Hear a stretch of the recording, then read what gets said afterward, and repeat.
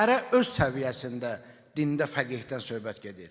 Hərə öz bacardığı qədər dindən öyrənmədən söhbət gedir. Biz hamımız Seyyid Xoyu ola bilmərik, Əllamə Hilli ola bilmərik. Amma hamımız öz səviyyəmizdə halal haram öyrənməliyik. Hərəmiz öz səviyyəmizdə din öyrənməliyik və öz balalarımıza, övladlarımıza, ətrafımızda olanlara öyrətməliyik. Bu çox da sizə qəribə də gəlməsin. Çünki bizim bu ki yaşamış artıq təcrübə olunub bu. Burada oturan böyüklərim var, ağsaqqallarım var, təsdiqləyərlər. Allah onların ömrünə bərəkət versin. Onların yadına daha yaxşı gələr ki, o babalarımız ki vardı, böyüklərimiz vardı, çoxları nə mədrəsə oxumamışdı, nə müştəhid görməmişdi, nə fəqih görməmişdi, amma dini, şəriəti çox gözəl də bilirdilər.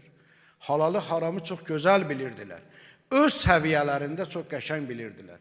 Lazım olan bütün vacibatları, zəruri məsələləri çox gözəl şəkildə bilirdilər.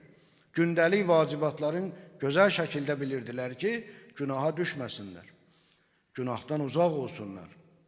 Ona görə, əgər onlar çətin dönəmdə yazı pozu bilmədən, çoxları belə adların bəlkə də yaza bilmirdilər, heç bir əsər də belə oxumamışdılar, amma öyrənə bilmişdilərsə, deməli, indiki dövrdə çox asandır bunu öyrənmək.